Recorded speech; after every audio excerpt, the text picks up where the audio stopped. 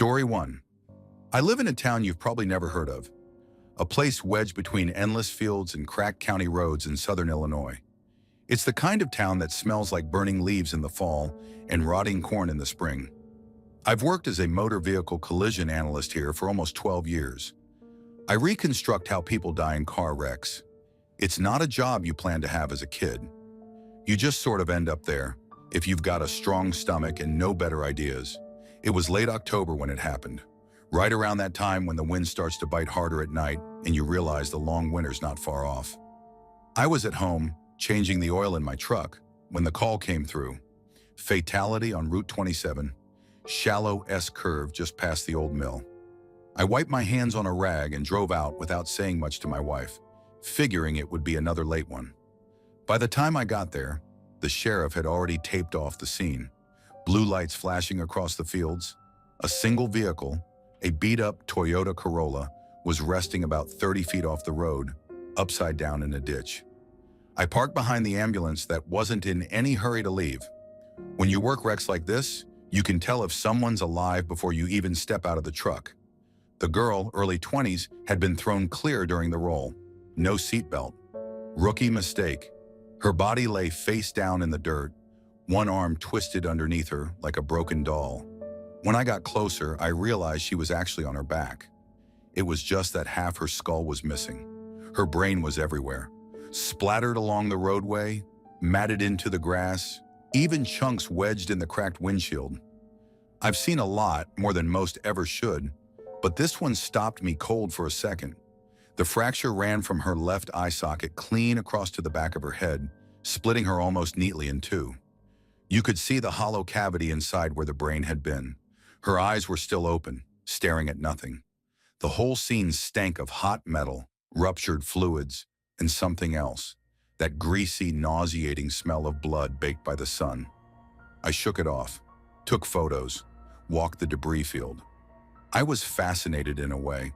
The mechanics of death, how the physics of a single mistake tear a human body apart. After a few hours, once we'd bagged her up and the wrecker hauled off what was left of her car, I stood by my truck to fill out the preliminary report. My phone buzzed in my pocket. It was my wife. "Hey," she said, all cheerful. "You almost done?" "Almost." "Rough one," I muttered, glancing back at the blood-stained road. "Well, don't be too late," she said. "Remember? Pumpkin carving night with the kids. They're so excited." I didn't answer at first, just stood there staring at the smears drying black on the pavement. All I could think about was the way her brain had looked. Soft, crumbled, glistening. I swallowed hard. Promised I'd be home soon. Hung up. By the time I pulled into the driveway, the sun was long down. My boys were already at the table, grinning wide, their pumpkins lined up in front of them. My wife handed me a knife and kissed my cheek. "You okay?" she asked. "Fine," I lied. I sat down, staring at the pumpkin. Orange, round, solid. The flesh was tough when I drove the knife in, and the sound it made, a wet, fibrous rip, turned my stomach. I tried not to think about the scene from earlier. Tried to ignore how the texture under my hands felt wrong. Too close to the sensation of picking up the brain matter off the road. I managed to carve a crooked mouth before I had to excuse myself. Locked myself in the bathroom and sat on the edge of the tub, breathing hard. I didn't carve another pumpkin that year, or the year after. In fact, I haven't carved one since. Story 2. You spend enough nights around the dead, you start to convince yourself nothing's gonna faze you. That's what I thought anyway. My name's Tyler. I'm from a nowhere town called Greenville, Tennessee. Worked overnight body transport for a private funeral company back in 2019. It was supposed to be simple. Pick up, drop off, don't think too hard about it. Our boss had this stupid obsession with appearances. Wanted us to look like chauffeurs for corpses or something. Black suit, white shirt, tie, white gloves, the whole thing. Even made us drive these jet black Sprinter vans. No logos, no markings. Just looked like some government spook van you'd rather not ask questions about. I didn't care. The pay was good, and I liked working nights. No people, no traffic. One Thursday about 2 in the morning, I get a call from dispatch. Lady had passed from breast cancer earlier that evening in Knoxville General. Family wanted her taken to a funeral home about 250 miles out near Asheville. I grab the paperwork, load her into the van, and head out. Everything's normal. After the first hour, I'm just in that mind-numbed state you get on the road. The world outside's pitch black, only my headlights cutting through it. It's one of those deep, dead nights when even the radio sounds like it's coming from the bottom of a well. No other cars, just me, the woman in the back. An endless highway. I wasn't scared. You learn quick the dead can't hurt you. It's the living you gotta watch out for. I had the heater cranked because it was cold as hell that night, and the vents kept making this soft tick-tick-tick noise. I'm cruising about 70 down the interstate when I hear something. Quiet at first. Thought it was the wind. Then plain as day, from the back of the van, I hear this low, shaky moaning. My chest locked up so hard I almost dropped the steering wheel. It didn't sound human. It didn't sound dead either. It was this broken, wet sound, like something trying to cry but forgetting how. I jerked the van so bad I nearly flipped it off the road. Tires screamed against the asphalt, gravel shooting up like bullets as I swerved onto the shoulder. I slammed the van into park and just sat there, heart punching my ribs. For a second, I convinced myself maybe something had shifted back there. Maybe the body rolled or the stretcher strap slipped. That's logical, right? That's sane. I turned the dome light on. My hands were shaking so bad the keys rattled. I sat there staring at the rearview mirror, trying to see if anything was moving in the back. Nothing. Just the long black bag zipped up tight on the stretcher. But then, as clear as if she were sitting in the passenger seat beside me, I hear it again. Longer this time, deeper, like someone sobbing with their mouth wired shut. I didn't move. I couldn't move. I just sat there, paralyzed, gripping the wheel so tight my fingers started going numb. The hair on my arms was standing straight up, and I swear to God, the inside of that van felt like it dropped 20 degrees in an instant. I'm not religious. I'm not even superstitious. But sitting there, I was absolutely sure of one thing. Whatever was making that noise was not natural. It wasn't mechanical. It wasn't air pressure. It was coming from her. I couldn't bring myself to get out. I just sat there breathing like a rabbit, trying to decide if I should call someone. What do you even say? Hey boss, the corpse you sent me with is crying? Good luck keeping your job after that. I leaned forward just a little, like a dumbass, trying to listen closer. That's when the van rocked. Not like a little bump. I mean like someone inside stood up and shifted their weight, making the whole frame lurch to the left. I gasped so hard I hurt my throat. My mind just blanked. Every survival instinct I ever had screamed one thing. Do not open that back door. I grabbed the shifter, jammed it into drive, and floored it. Gravel and dust exploded behind me as I ripped back onto the highway without looking. I didn't care if another car hit me. I just had to get moving, had to outrun whatever the hell was trying to, I don't even know what. Speak? Escape? The rest of that drive is a blur. I didn't turn the radio on, didn't look in the mirrors, didn't breathe unless I had to. Every second felt like something was creeping up the length of the van, clawing its way toward the front. When I finally pulled into the funeral home's back lot, I didn't even park right. Just slammed the brakes and jumped out like the van was on fire. The funeral director on duty came out, gave me this weird look. I must have been pale as a sheet. I handed him the paperwork without saying a word. Didn't even wait to watch them unload her. I got in my personal car and drove straight home. Called off sick for 3 days after that. Couldn't sleep. Every time I closed my eyes, I heard that noise again. I never asked if anything strange happened at the funeral home. Didn't want to know. And I never worked another night shift after that. Story 3. I'm Evan, and I used to work at Fairhaven Mortuary, just outside of Boise, Idaho. I don't usually talk about this. People either don't believe you, or they believe you too much, and then you're stuck living it all over again while they stare at you like you've got something crawling under your skin. It was late October when it happened, cold enough that the floor tiles in the prep room had that sharp kind of chill that gets into your bones. I was working alone that night. Our lead embalmer, Rick, had taken the night off, and we were between shifts. Quiet night, or at least it was supposed to be. We had a viewing scheduled for a man named Walter Pratt, 60s, heart failure, standard case. His family wanted an open casket viewing, just a couple of hours so the grandkids could say goodbye. Walter had no teeth, full dentures, but the family didn't want them in. Said he never liked wearing them, even when he was alive. Now, if you know anything about mortuary work, you know that a body's jaw doesn't stay shut naturally. Gravity works against you. We usually use something called a mouth former, a plastic device that holds everything together, keeps things looking peaceful. Rick had set Walter up earlier in the day, secured everything, dressed him, made him look good. I double-checked before the family came in. He looked fine. His mouth was shut, hands folded over his chest like a painting almost. The viewing started at 6. About a dozen family members, mostly quiet, some crying. I stayed out of the way like we're supposed to, posted at the back of the room. 30 minutes in, I noticed something strange. There was this low creaking noise, real soft. I thought maybe it was the cooling vents kicking on. I looked up at the casket. That's when I saw it. Walter's mouth started to open, slowly like someone struggling to yawn underwater. It wasn't sudden, it was deliberate. His jaw unhinged further and further until it hung wide open. The angle was all wrong. It looked like he was trying to scream but couldn't. His tongue was stiff, swollen, poking out just slightly, and I swear to God, for half a second, it looked like it twitched. I moved fast. I told the family there was a minor issue and that they needed to step out for a moment.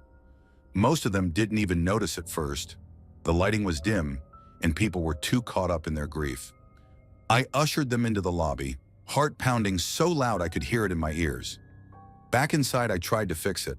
I grabbed a small tube of mortuary-grade adhesive we kept on hand. Basically super glue for emergencies like this. I pressed Walter's lips shut and held them, counting out 30 seconds. When I let go, they stayed closed for about 2 heartbeats. Then, without warning, his lips pulled apart again with a wet pop, wider this time, and his head lolled to the side like he was trying to look at me. His gums were black and shriveled inside, and that same awful twitch jerked his tongue again. "No," I said out loud, backing away. My hands were shaking so badly I dropped the glue. There was no way, no natural way, that could happen. Rigor mortis was long past. Walter should have been stiff, inert, nothing but dead weight. But he wasn't. It was like something inside him was moving. I panicked. I called over to Millstone Mortuary, 2 streets down. Gerald was their embalmer on call that night. I told him, "I need you here. Now emergency." I must have sounded crazed because he didn't even ask questions. He said he was on his way. While I waited, I didn't go near the casket. I just stood by the door and watched. And Walter, he didn't stop. His mouth kept twitching wider, stretching the corners of his lips until the skin around them began to crack. His neck muscles flexed and twisted. His hands, folded so neatly across his chest, started to tremble, the fingertips tapping against each other in these uneven, jerky spasms. It wasn't rhythmic, like nerve settling. It was erratic, intentional. The worst part? I could hear these faint, moist, clicking noises coming from his throat, like he was trying to force something out but didn't have the air or the lungs to do it. By the time Gerald showed up, I was practically hyperventilating. He didn't say a word when he saw Walter. Just grabbed his embalming kit, pulled out a heavy needle and thick black suture thread, and told me to hold the jaw steady. "Don't look at him," Gerald said while threading the needle through Walter's jaw, from under his chin and straight up through his gums into his palate. "Just hold him." I tried not to, but my eyes flickered to Walter's face once. Just once. His eyelids were trembling, like someone having a nightmare. After sewing the mouth shut tight, Gerald wiped the sweat from his forehead and said, "Burn that mouth former. Don't reuse it. Sometimes they bring something back with them." I stared at him, stunned. "What the hell are you talking about?" Gerald just packed up his kit without answering and left. Fast. The family came back in after we straightened everything out. None of them seemed to notice that the stitches inside Walter's mouth were now barely concealed. They said their goodbyes. The night ended like nothing had ever happened. Story 4. I never really planned on working with the dead. It just kind of happened. I live in a small town outside of Omaha, Nebraska. Quiet, nothing ever really going on. After high school, jobs were either fast food, factory, or, if you didn't mind it, the funeral home. I figured it'd be quiet work, respectful, and it was, most of the time. About a month in, I got stuck working Memorial Day weekend. Everyone else had plans, and honestly, I didn't mind picking up the extra hours. It was just me and the two transport guys who were basically in and out all day, picking up calls from the hospital, the nursing homes. The place was big, old, kind of a maze once you got past the viewing rooms. It was about 5:30 in the evening when it happened. I was sitting behind the counter in the front office, trying to stay awake, flipping through an old Reader's Digest someone left behind. I heard the back door slam, normal, transport guys dropping someone off. I figured they were doing their thing, and I'd check in with them in a few minutes. A couple minutes pass, and I realize I needed to ask them if the body had any special notes. You're supposed to log everything, jewelry, clothing, any medical devices, before anything else. I remember thinking, just go grab them real quick. So I got up, walked through the double doors leading to the back prep area. The lights were half dimmed, the way they always were when nobody was actively embalming. The room smelled like disinfectant and cold metal. I pushed the swinging door open with my shoulder, calling out, "Hey, you guys still here?" No answer. I stepped inside, expecting to see Mike or Darren messing around, maybe grabbing gear or paperwork. Instead, the body they had just dropped off, this old guy, thin, bony, maybe 70, was sitting upright on the gurney. I froze. For a solid second, I thought it was a joke, like they rigged him up or something. But his head turned toward me. Not fast, slow, like someone stiff trying to look over their shoulder. Our eyes met, and he smiled. It wasn't a twitch. It wasn't rigor mortis pulling at his face. It was a real smile, thin and tight, like he knew something I didn't. My knees buckled. I stumbled backwards so hard I slammed into the wall behind me. I felt this horrible cold pressure settle into my chest, like something heavy was sitting on me. I couldn't catch my breath, couldn't move. He just kept smiling. I remember whimpering, not even able to scream, just this pathetic sound crawling out of my throat. I swear to God I could hear him breathing, wet, rattling little gasps that didn't match the way his chest wasn't even moving. I don't know how long I stood there. It could have been a second or a full minute, but somewhere in that frozen panic, the body just dropped, like a puppet with its strings cut. He flopped back against the gurney with a heavy thud, arms splaying out awkwardly at his sides. The sound snapped me out of it. I ran, full-on sprinted through the hallway, hit the door to the front office so hard I jammed my shoulder. I didn't even think about grabbing my stuff. I just bolted outside and sat on the curb, shaking so bad my teeth were chattering. Mike and Darren showed up about 15 minutes later from another call. When they saw me, white as a sheet and half hyperventilating, they thought I'd gotten mugged or something. I couldn't even explain it right away. When I finally stammered out what happened, they laughed at first, said sometimes corpses can twitch or sit up from gas buildup, that it's rare, but it happens. They tried to make it sound normal, but they didn't see the way he looked at me. They didn't hear that breathing. There's no way any natural process could explain that smile. I quit 2 days later. Never set foot in a funeral home again. Story 5. It wasn't like I grew up dreaming about working security at a hospital in Detroit, but bills don't pay themselves, and Henry Ford Medical Center was always hiring. I got the job 6 months after leaving the Army, and most nights were dead boring. No pun intended. Badge checks, door sweeps, the occasional drunk screaming in the ER. The morgue, though, that was another story.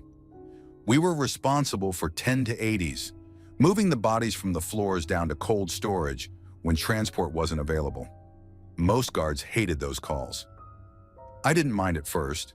A body's just a body when you tell yourself that enough times. It was a Thursday night, middle of winter, freezing rain tapping against the concrete like fingernails. I was posted near the ICU when dispatch buzzed me. 10 to 80 from 3 South, pick up and drop to Morgue 1, they said, bored as hell. I grabbed a stretcher and rolled it up to the 3rd floor. The nurses had already zipped the old man into a black body bag. They handed me the clipboard, signed it like they were checking out groceries, and went back to whatever soap opera was playing on the nurse's station TV. "Guess it's just you and me, pal," I muttered. I got him down the service elevator, no problem. Morgue was in the basement, 2 floors down. Dark, colder than the rest of the hospital. Fluorescents buzzed overhead, one light near the cooler flickering, like it couldn't decide if it wanted to be alive or dead. The body fridge was this giant metal thing, with wide sliding doors. Inside were racks like oversized filing cabinets, each one with a tag. I pulled open an empty drawer, cranked the stretcher up to line it up, and unzipped the bag halfway to double-check the toe tag. Name, Harold Grayson. Age, 79.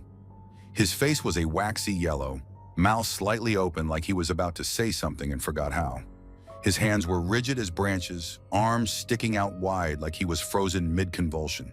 Stiff, unnatural. I needed to move his arms in so he could fit. I grabbed his right wrist, hard and cold like stone, and pushed it toward his side. It gave a little, but not much. I figured once I moved the left arm too, I could slide him in easier. "Sorry, Harold," I said, grunting as I pressed his other arm down. I held both his arms crossed over his chest for a second to make sure they stayed. Satisfied, I let go and turned to grab the transfer sheet. That's when it happened. Smack! I doubled over before my brain caught up. A pain shot straight into my groin, sharp, crushing, and I staggered back, almost tripping over the stretcher. "What the fuck?" I gasped, grabbing my knees, trying not to hurl. When I looked up, Harold's right arm was hanging off the stretcher, pointing straight at me. I froze. I swear to God, for a second, it was like his fingers twitched. Just a slight curl. Enough to send my heart into my throat. The morgue around me felt like it folded in, like the walls leaned closer. That flickering light overhead blinked out entirely, leaving just the dim glow from the hall. I could hear my own breathing, sharp and ragged. I didn't even realize I was backing up until my shoulders slammed into the fridge doors behind me. "No," I whispered. "No, no, no!" The bag, the body, it shifted. Not a lot, just a slight shuffle, like something inside was adjusting itself. I stared, didn't move, couldn't. I told myself it was rigor mortis, air pockets, muscle spasms. They warned us about that in training. Sometimes the dead twitch, sometimes they move, but not like that, not this deliberate. Still hunched, fighting the pain in my gut, I forced myself back toward the stretcher. I wasn't about to leave Harold just lying there. I had to get him into the fridge, shut the door, and get the hell out. "All right, old man," I said aloud, voice shaking. "You made your point. Let's finish this." I gripped both his arms again, colder now like they'd been dipped in ice water, and pressed them tight to his sides. Every hair on my body stood up as I shoved him into the drawer. It felt like resistance, like I was forcing him somewhere he didn't want to go. Finally, he slid in. I slammed the drawer shut and yanked the latch down hard enough to rattle my teeth. The second the latch clicked, the overhead light snapped back on. Bright, too bright. The hallway buzzed alive like nothing had ever happened. I backed away, half expecting the drawer to pop open again. It didn't. Everything stayed still.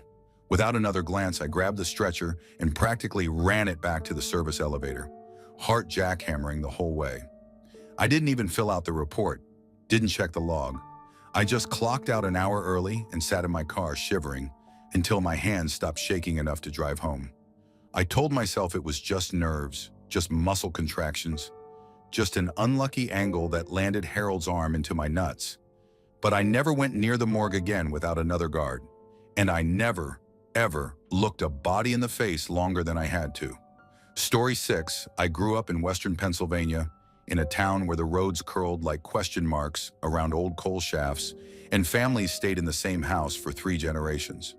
I work in pathology now, but back when I was 13, my best friend Jason lived with his family in a funeral home. Not near one, in one. Their apartment was right above the viewing rooms and embalming area. The whole building smelled like lemon cleaner and wood polish, always cold no matter what time of year. Jason and I were inseparable. We'd spend our afternoons after school exploring places we weren't supposed to. Storage rooms, the flower prep area, even the cold chamber where they kept the bodies before embalming. We were stupid kids and thought we were invincible. We'd dare each other to touch the toe tags. I know how that sounds, but you spend enough time around death. You either get used to it or you break. There was this one Saturday, we were bored out of our minds and Jason's parents had gone out to pick up dinner. That left the two of us unsupervised in a place no two kids should ever be alone. "You want to play hide and seek?" he said, holding a flashlight under his chin like he was telling a ghost story. "In the casket showroom?" That was where they kept the display caskets, lined up like cars in a showroom. Some open, some closed, some half-lidded so families could see the interiors. I hesitated. I didn't really want to climb into one, but Jason always had the upper hand, and I wasn't about to back out. We agreed on the rules. 2-minute countdown, you had to stay in the showroom, and if you made a noise, you lost. Jason counted first. I slid into one of the half-lid models near the back. It was lined in this itchy off-white fabric, and it smelled like plastic and carpet glue. I shut the lid partway and waited. You can't imagine the kind of silence in a place like that. It's thick. You hear your own heartbeat. You start noticing every creak and shift in the building. But I was used to that. What I wasn't used to was hearing a breath, not mine. At first I thought it was Jason messing with me, but it didn't sound close. It sounded like it was coming from across the room, like a slow, uneven wheeze. Inhale, pause, exhale. The kind of sound an old man makes after climbing stairs. Then a shift, a creak like wood under pressure. Another lid opening. I waited, holding my breath. The sound came again, creak, and then the unmistakable clunk of a lid being moved into place. I wanted to bolt up, but I kept telling myself it was Jason, that he was trying to scare me. I'd scare him back. But then I heard his voice. "Dude," he whispered behind me. "Where are you? I can't find you." He wasn't in the room. I could tell by the way his voice carried. He was still near the doorway, which meant whoever or whatever had opened a casket. It wasn't him. The breathing was closer now. I started to push the lid open. It wouldn't budge. I pushed harder, but it felt like something was sitting on it. I didn't yell. I don't know why. I think part of me thought if I stayed quiet, it'd go away. But it didn't. I heard something slide across the carpet, then tap on the lid above me, like a knuckle tapping once, then again, tap, then it dragged, a slow, scraping drag across the lid of the casket I was inside. I couldn't move. I couldn't breathe. I could feel it above me. Then it spoke, not loudly, just a whisper. "Wrong one." I kicked the lid. Hard. It cracked open a few inches, just enough for me to wedge my fingers into the gap and shove it the rest of the way. I rolled out, hit the floor hard, scrambled to my feet, and the room was empty. No one. Every casket was closed.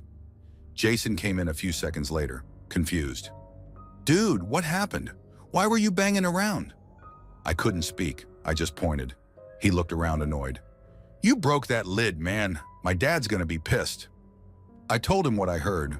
I expected him to laugh, to tell me I was full of it, but he didn't. He just got real quiet. Then he said something I still think about. "They brought in a transfer this morning, from that place in Monroeville, but he was in a sealed body bag. Still is, I think." He checked his phone. His parents weren't due back for another 30 minutes. We went down to the prep room. I wish we hadn't. The body bag on the gurney was zipped up, but the zipper was wet, like someone had been sucking on the metal. There were streaks on the inside of the vinyl. Long, greasy handprints, like something had tried to push out. Jason touched the bag gently, then jumped back. "It's cold, but not body cold, like it just got put back." We backed out of that room and didn't go back in. When his parents came home, we didn't say anything. What were we supposed to say? The next day, that transfer was gone. No service, no obituary, no paperwork. Just gone. Story 7. People always assume the scariest part of working around the dead is the bodies themselves. It's not. You get used to them.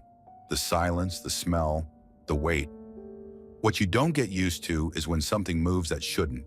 especially when you're alone, especially at 3 a.m. My name's Ray. I live just outside of Knoxville, Tennessee, and back in 2017, I was working nights for a small family-owned funeral home. Nothing fancy. We handled the pickups, prep, arrangements, sometimes even drove out for midnight calls when someone passed at home. It was mostly peaceful, quiet work. But there's one night I'll never forget, and I'm not interested in any theories or maybe you were tired comments.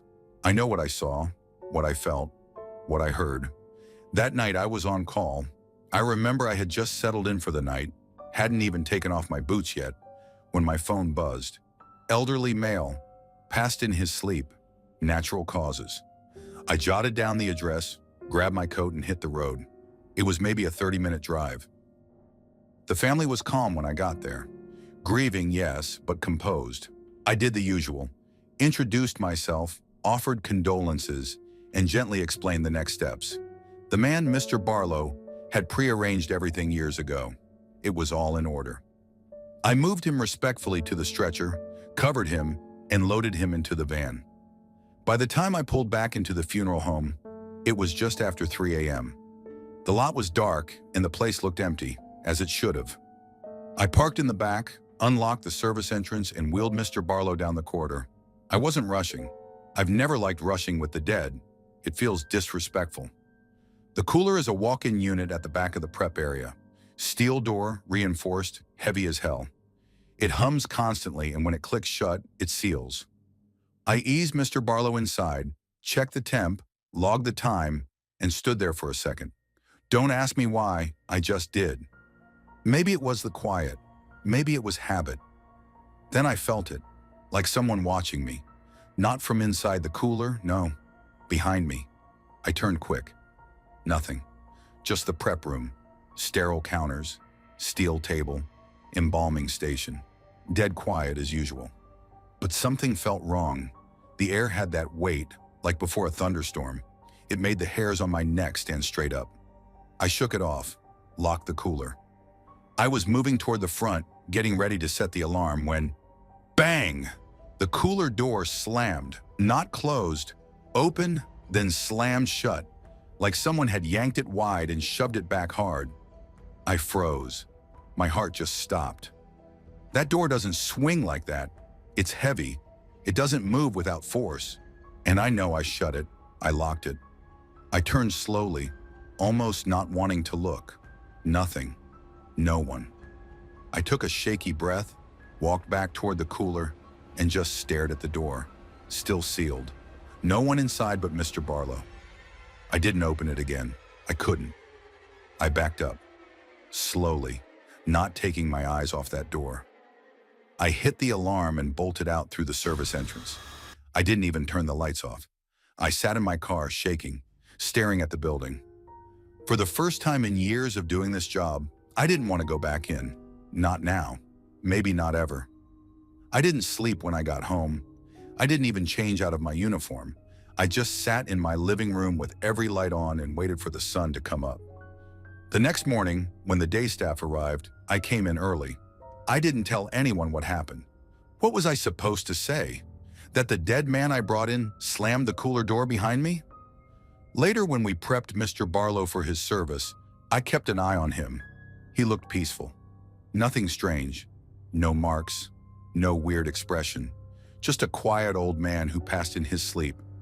But I swear, as we zipped the suit jacket over him, I caught a faint whiff of something. Not formaldehyde, not disinfectant, something else. Sulfur. That was the last time I ever did a solo drop at 3 a.m. No one ever believed me. My supervisor laughed it off and said it was probably air pressure or fatigue. But that door didn't move from pressure, and I wasn't tired enough to imagine the way that force came from behind me, the way the chill hit my spine right before it slammed. Whatever it was, it waited until I was alone, until the building was still, until the only living soul in there was me. I never forgot that night. Never will. Story 8. I'm a registered nurse at a small hospital in eastern Ohio, about an hour outside of Youngstown. Our ER isn't huge, just 6 beds in a trauma bay, but we see our share of chaos. Drug ODs, car crashes, the occasional stabbing. Nothing really rattles me anymore. I've cleaned brains off gurneys. I've watched people die with their eyes wide open.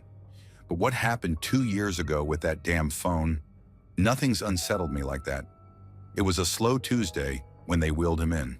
Male, mid-40s, no ID. Found unresponsive in a hotel bathroom. Classic overdose. He was already gone by the time EMS got him to us. Pupils fixed. No heartbeat. Maybe dead an hour or so. He had a worn hoodie, jeans, and a cracked Android phone in his pocket. No wallet, no keys, nothing else. We did the usual. Pronounced, tagged, bagged. No family showed. No one called asking for him. The cops came, took a statement, and left the body for transport to the morgue downstairs. But here's where it started. Someone put the guy's phone on the counter in Bay 3. Nobody thought about it after that. That room doesn't get used much unless we're full, and that week was slow. Next day, around 2:30 in the afternoon, I'm charting at the nurse's station. All of a sudden, I hear this loud, tinny ringtone coming from Bay 3. Not the phone ringing, an alarm going off. That harsh, default Android alarm tone, repeating over and over. I walk in, find the phone vibrating face down on the counter. The screen says 2:30 p.m., wake up. I try to silence it. No luck.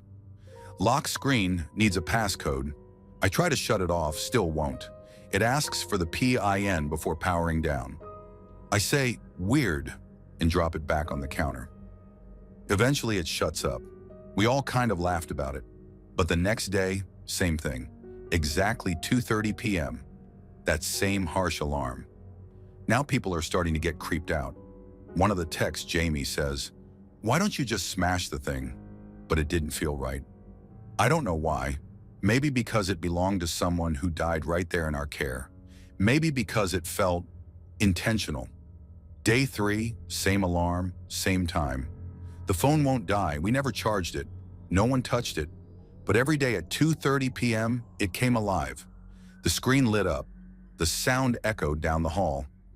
On day 4, I was in the med room when it went off. Even from behind a closed door, I heard it. That room's locked, by the way. Double code access. Someone had tossed the phone in there the night before to shut it up. But it didn't help. "You're telling me this phone's been on for 4 days without charging?" Our charge nurse asked. "Battery must be shot by now," I said. But nope, still going. She rolled her eyes, but she was scared. We all were. On day 5, I stayed close to Bay 3, waiting. I wanted to see if maybe someone was pranking us. Maybe one of the night shift nurses was messing around. But no. 2:30 p.m. sharp, the alarm goes off. No warning, just beep, beep, beep, over and over. I grabbed the phone, turned it over, and stared at the screen. Same message. 2:30 p.m., wake up.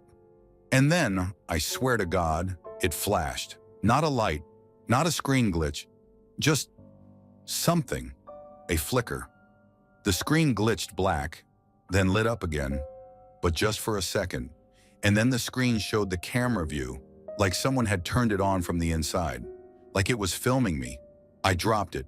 Jamie heard it hit the ground and came running. I said nothing, just picked it up and walked it into the supply closet. I wrapped it in a towel, shoved it in a drawer, and slammed it shut. Day 6, 2:30 p.m. The drawer starts vibrating, loud, even louder than before. I open it.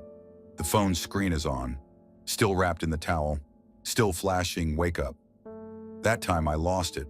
I walked the phone down to security, told them to do something with it, toss it, destroy it, bury it. I didn't care. They logged it as unclaimed property and moved it to the evidence locker next to the morgue. I didn't ask any more questions. Next day it was quiet. 2:30 came and went. No alarm, no vibration, just silence. But then, 2 hours later, Jamie paged me from the stairwell. "I think you need to see this," she said. The stairwell connects the ER to the morgue level. No one uses it except for staff, usually just transporters moving bodies. I met her halfway down. She didn't say anything, just pointed.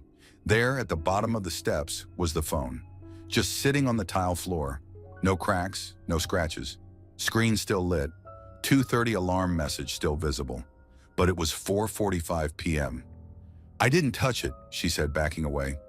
It was just there. We both stared at it. Then I noticed something else.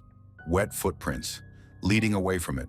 Not bloody, not dirty, just wet. Like someone walked out of the cooler barefoot and left a trail. There was no one else on that floor. We checked every room. The morgue was locked. The cameras, offline, all of them. I quit a month later, not because of the phone, officially, but I didn't want to wait for 2:30 again. Whatever was tied to that phone, it didn't want to be forgotten, and it sure as hell didn't want to stay dead. I've never told this story before, not all of it. People would say I'm making it up, but I still check my phone every day at 2:30, just to make sure it's only mine that's ringing, just to make sure it's not coming from somewhere else, somewhere below. Story 9. I'm not religious, never have been, but that night in the ICU made me question everything I thought I understood about death. My name's Marcus. I live in Richmond, Virginia, and I've worked as a respiratory therapist for about 6 years now. Not the kind of job people dream about, but it's honest work. You get used to the rhythm of death in this line of work. When someone codes and doesn't come back, you feel it, but you move on. That night, though, I haven't been the same since. It was just after midnight, and I was on the 7th floor, night shift. We'd been keeping this older woman, late 70s, on a vent for 3 days. DNR was on file. Do not resuscitate. She had sepsis, heart failure, the works. Her daughter and husband had already said their goodbyes earlier that evening. Everyone knew it was a matter of time. Around 12:40 a.m., her vitals dropped out completely. Flatline. The nurse confirmed it. The attending signed off. Her monitor showed nothing but a deadline. 5 of us were in that room. All of us watched her go. Now, protocol in these situations is straightforward. Once the physician confirms time of death, I remove the endotracheal tube and disconnect the vent circuit. Basic stuff. I've done it 100 times. I even joked to the nurse that this was the quietest night we'd had all week. She half smiled. We were all tired, so I went ahead and did my part. Pulled the ETT out first, then the OG tube. Gathered the used circuits in my hands.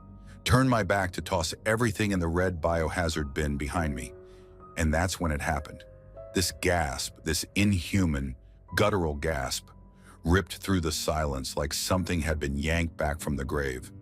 Then came the breathing. Loud, wheezy, wet breathing. Ragged, desperate, like someone drowning in air. I froze, my arms locked up mid-motion. I couldn't move, couldn't even turn around. I must have stood there for 3 seconds before someone screamed, one of the interns, and I finally spun back around. She was breathing, not just little reflexive spasms, not agonal gasps, breathing, full chest rise, rhythmic, intentional. Her eyes were closed, but her lips were twitching, and her face had color, pink where it had been gray just a minute before. We all backed away from the bed. No one said a word. The attending, who was closest to her, just kept repeating, "What the hell? What the hell?" I remember staring at the monitor, still flatline, no heartbeat, no pulse ox, nothing. But she was alive, breathing like her lungs had never stopped. "Marcus, what's happening?" the nurse asked me wide-eyed. I didn't know what to say. "She's not on the vent," I said. "She's not supposed to be. This doesn't happen." The room felt wrong. The air got heavy like the walls were pressing in. My ears started ringing, and I could hear this faint buzzing, like a swarm of flies just out of sight. And then, her mouth moved. No sound at first, just a slow parting of her lips. Her teeth were clenched like she was trying to speak through them. The kind of grimace people make when they're choking back something. Then this voice, I swear to God, it came out of her like a cough, but it was clear. "Not done." Everyone backed up further. The intern dropped his clipboard. I remember it hitting the floor and sounding way louder than it should have. I felt sweat pouring down my back, and my hands went cold. I've been around dead bodies that moved, bodies that groaned, even gasped once or twice. It's just trapped air. muscle reflex. But this was different. She wasn't reacting. She was speaking. No heartbeat, the attending muttered. No cardiac activity, but she's breathing and talking. We were all frozen. No one wanted to touch her. The nurse whispered, "Should I page someone?" The attending didn't respond. He just stood there, eyes locked on the woman's chest, rising and falling steadily, as if she were in deep sleep. The monitor still read a dead flatline. Then her eyes opened. They didn't open slowly. They snapped open, like someone flipping a switch. Her pupils were blown, almost pitch black, and I swear they weren't looking at us. They were looking through us. "Too early," she said. Her voice didn't sound weak. It didn't sound like it came from a dying woman. It was deep, like it echoed through something much larger than that frail body. That's when the alarms went off. Monitors in the hall, down the corridor. Other rooms. Then the lights in our room flickered. All of us looked up like idiots, waiting for them to come back on, but they didn't flicker again. Just that one pulse. The attending finally snapped out of it. "Everyone out, now!" I didn't need to be told twice. I left everything on the counter, tubes, gloves, mask, just walked straight out with my heart pounding in my throat. One of the nurses was crying, another was praying under her breath. We all gathered at the nurse's station, just staring at the patient's room. The door was still open. The lights inside looked dimmer than the hallway, like the whole room had dropped a few degrees in color. No one went back in. About 10 minutes later, the night supervisor showed up. They ran her vitals again. Nothing. No heartbeat. No breathing. No pulse. She was gone again. Dead. Like it never happened. They called it again at 1:06 a.m. Same patient, same room, same team. Second official time of death. I didn't go back in there to help bag the body. The attending told us not to talk about it. Said stress makes people see things. Hallucinate. That sort of thing. But we all heard her. We heard what she said. "Not done." I called out sick the rest of the week. When I came back, her bed was already filled by another patient. I asked one of the aides if they'd had any issues in that room since. He looked at me for a second, then said, "You're not the first to ask. I haven't worked a night shift since." Story 10, I don't usually tell this story. I live in Elko, Nevada. Tiny town. Quiet. A lot of mining folks. I work nights at the county morgue. Been here 8 years. I prep bodies, handle the paperwork, sometimes assist with viewings if they're after hours. It's not glamorous, but it's steady. Peaceful even. Most nights it's just me and the cold silence. But that one night, I still don't understand what I saw. This happened about 2 years ago, in October. I remember because we just switched the cooler fans to the winter setting. That night was dead quiet. No calls, no incoming bodies, and my coworker James had called in sick, so it was just me doing inventory and finishing up the last intake before locking up. The woman who came in that afternoon was a Jane Doe, early 50s estimated. No ID, no personal items, just clothes and a single key in her pocket. They found her collapsed in a public restroom near an old gas station off I-80. Natural causes, probably a stroke, but the autopsy hadn't been done yet. I waited until around 2 a.m. before starting prep. I wheeled her body from the cooler into the small wash station we have in the back. It's nothing fancy, a basic industrial faucet, drain floor, supplies all around. I turned the faucet on to fill a basin. The water came out cold as always, echoing in the room like it always does. I started unwrapping her sheet, then paused. I don't even know why. I just had this weird feeling, like I shouldn't be alone in there. I shook it off, positioned her under the faucet, and reached for the shampoo. That's when it happened. Clear as day, right behind me. I heard it. "Hey!" A woman's voice. Sharp, hoarse, urgent. Just one word. Not a groan, not air escaping. A full word. "Hey!" I froze. My hands were soaked, heart slamming. I turned around expecting maybe someone had walked in, maybe the janitor or someone from the sheriff's office. No one.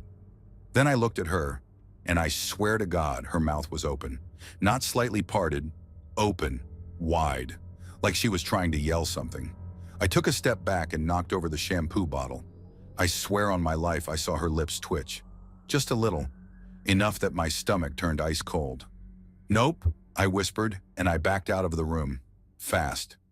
I stood in the hallway breathing hard, trying to make sense of it. I thought, maybe the body had some kind of residual nerve activity. Sometimes they twitch. Sometimes air escapes and it sounds like a moan. But a voice? A word? I waited 10 minutes before going back in. When I did, the faucet was still running. The water had spilled out of the basin and onto the floor. Her body was untouched, but her head, it was turned.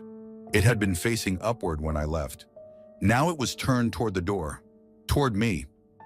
That room is locked. No windows. No airflow strong enough to turn a 40-pound head and neck. I stood there, dripping wet from the mess on the floor, staring at her like she was about to sit up and tell me something. And the worst part, her mouth was closed again, tightly. I should have reported it, but I didn't. I couldn't. What do you even say? "Hey," the dead woman said "hey," and moved her head while I stepped out to collect myself. I cleaned up in silence. I didn't finish the prep. I wheeled her back to the cooler, careful not to touch her more than I had to. But as I pushed her in, I kid you not, just as I was sliding the drawer shut, she made a noise. Not a groan, not air, a click. Like the sound your tongue makes when you press it against your teeth and pull it back sharply. Click. I slammed that drawer and backed away. I didn't go back into the cooler again until morning shift showed up. I said I wasn't feeling well and left early. She was gone a couple days later, transported to the city for further examination. I never heard any updates. No cause of death listed in the system. Still marked Jane Doe. They never ID'd her. I told James about it a month later, just to get it off my chest. He looked pale and asked me one question I wish he hadn't. "Did she have that thing on her lip?" I said, "What thing?"